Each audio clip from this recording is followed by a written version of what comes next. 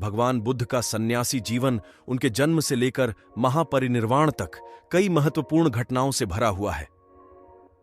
गौतम बुद्ध, जिन्हें सिद्धार्थ गौतम के नाम से भी जाना जाता है, ने एक राजकुमार के रूप में जन्म लिया था। वे शाक्य वंश के राजा शुद्धोधन और रानी माया के पुत्र थे।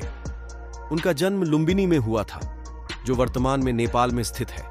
सिद्धार्थ गौतम का जीवन विलासिता में बीता था, लेकिन उन्हें जीवन के असली सत्य की खोज ने प्रेरित किया। एक दिन जब वे अपने महल से बाहर निकले तो उन्होंने 4 दृष्टियां देखीं। एक वृद्ध व्यक्ति, एक बीमार व्यक्ति, एक मृत व्यक्ति और एक सन्यासी। इन दृश्यों ने उन्हें जीवन की अनित्यता और दुख के बारे में गहराई से सोचने पर मजबूर कर दिया। 29 वर्ष की आयु में सिद्धार्थ ने अपने परिवार और राजमहल को छोड़ दिया और संन्यास ले लिया। उन्होंने कठोर तपस्या और ध्यान का अभ्यास किया, लेकिन उन्होंने महसूस किया कि अति तपस्या भी उतनी ही अनर्थकारी है जितनी की विलासिता। इसके बाद उन्होंने मध्य मार्ग को अपनाने का निर्णय लिया। गया में बोधगया के बोधि वृक्ष के नीचे ध्यान करते हुए सिद्धार्थ को ज्ञान प्राप्त हुआ और वे प्रबुद्ध बन गए। ज्ञान प्राप्ति के बाद उन्होंने अपना पहला उपदेश वाराणसी के पास सारनाथ में दिया, जिसे धर्म चक्र प्रवर्तन कहा जाता है। बुद्ध ने शेष जीवन धर्म का प्रचार करने में बिताया, जिसमें उन्होंने कई अनुयायियों को शिक्षित किया और विभिन्न स्थानों पर घूमकर उपदेश दिए। उनके उपदेशों का मुख्य सार 4 आर्य सत्य और अष्टांगिक मार्ग था, जो दुहक के कारणों और उनके निवारण के उपायों पर आधारित था। 80 वर्ष की आयु में कुशीनगर में भगवान बुद्ध ने महापरिनिर्वाण प्राप्त किया। उनका जीवन और शिक्षाएं आज भी लाखों लोगों को प्रेरित करती हैं और बौद्ध धर्म का आधार बनाती हैं।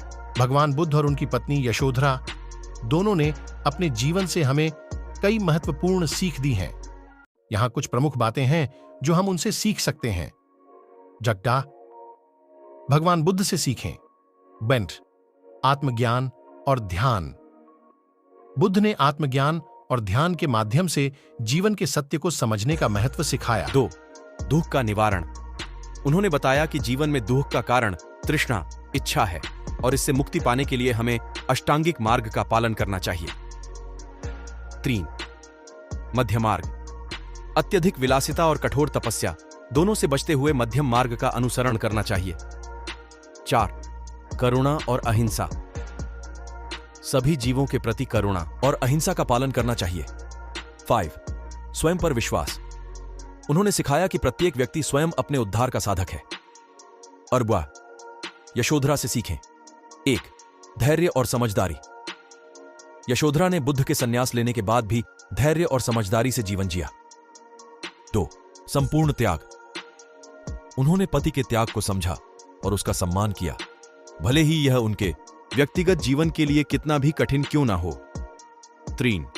स्वतंत्रता और आत्मनिर्भरता। यशोधरा ने दिखाया कि महिलाएं भी स्वतंत्र और आत्मनिर्भर हो सकती हैं। उन्होंने अपने पुत्र राहुल को भी बुद्ध की शिक्षाओं के अनुसार शिक्षित किया। 4. समर्पण और प्रेम। यशोधरा का समर्पण और प्रेम हमें सिखाता है कि सच्चा प्रेम किसी भी परिस्थिति में अडिग रहता है। ये शिक्षाएं हमें एक संतुलित, समर्पित और करुणामयी जीवन जीने की प्रेरणा देती हैं।